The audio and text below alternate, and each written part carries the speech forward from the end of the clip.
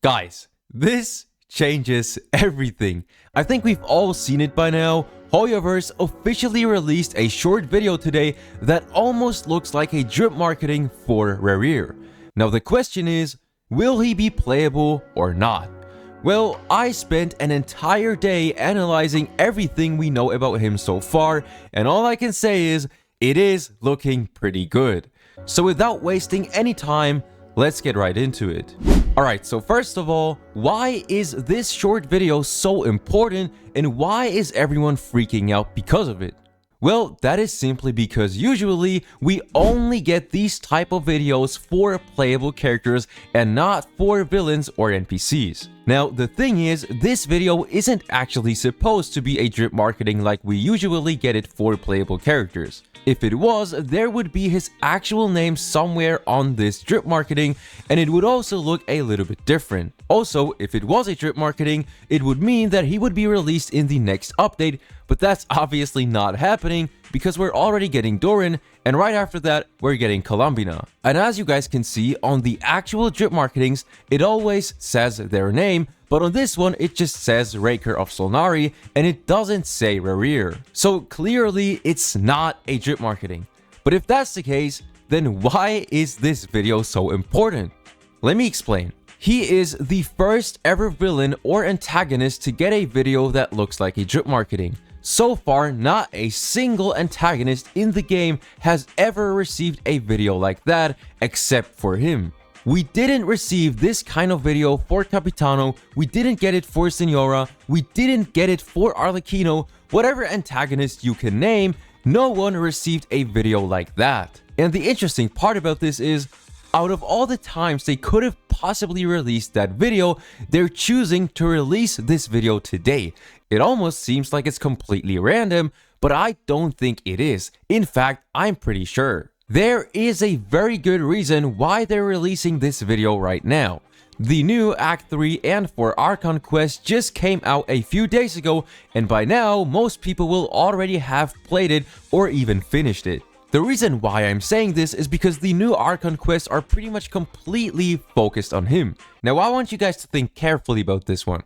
If the new Archon quests that just came out are entirely focused on him and most people will have finished it by now, what will be the result of that? The answer is, the interest in him as a character is currently at its peak, which means that currently a lot of players are becoming more and more curious about him as a character and if he will be playable. This means that if Hoyoverse wants to market him and increase the hype around him, right now is the perfect time to do that. This would explain perfectly why they're choosing to release this video today instead of any other day. They could have also just simply released that video at the start of Not Cry, but they chose to release it at this moment in time, which indicates that they clearly want to increase the hype around him as much as possible. And why would they want to increase the hype around him if he's not playable? It doesn't make any sense, right? The only reason why they would want hype around him as a character is to release that character later on and to make a lot of money from it. But then, why are so many people still skeptical and think that he won't be playable? Well, there's mainly two reasons for that. One is the fact that he's a villain and pretty much evil, and two is the fact that he seems way too tall for a playable character. But honestly, I think those arguments don't really make any sense, and I'm gonna explain why. So starting with the first one, even though it's true that he is currently evil, that doesn't mean he can't be playable. As long as they can justify his actions and make him at least morally gray like Arlecchino, it is definitely possible to make him playable. Let me remind you that before Arlecchino and Wanderer became playable, they were also evil and took the lives of many people in the past. Wanderer literally took the lives of hundreds of people during the civil war in Inazuma, and Arlecchino took the life of Columbina. So to make them playable, Hoyoverse had to justify their actions in some type of way. Arlecchino did it because Columbina was obviously downright evil and was causing the deaths of many innocent people, and Wanderer did it because, I don't know, I forgot, but he probably had his reasons too. The point is, they can easily do the same thing with Rerir, and technically, they already kind of did it. When playing Act 3 of the Archon quest, we take a glimpse into his past and we realize that he isn't actually that bad of a person. What becomes of someone who kills on another's behalf? Can he ever find true peace? Where would I even start? How do you tell someone that you're one of the king's hand-picked executioners? That your hands are steeped in blood? Thelindis, I never wanted to keep this from you. You're the last person I would ever want to lie to.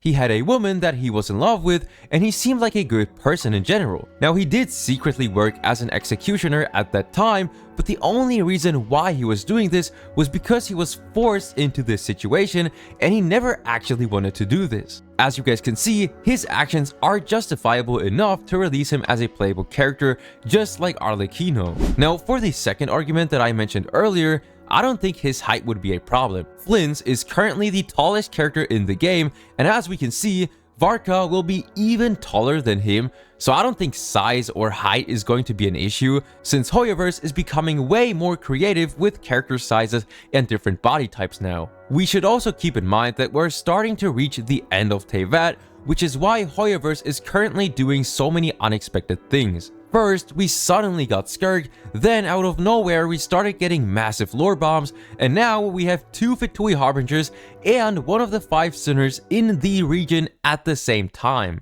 So my theory is this. I think this specific video is a new kind of drip marketing that only antagonists will receive from now on. I think that's pretty much the best way to explain it, but if you have a different theory, let me know down below in the comments. Now, even though everything points towards him being playable, I'm still not 100% sure, and I think you guys can guess why that is. I think we all remember what happened to Capitano, and yeah, we don't talk about this one. Also, looking at the leaks, he does have a playable model just like Capitano, which is obviously a good sign, but it doesn't guarantee anything. Anyway, now that we got all of that out of the way, will he be playable or not?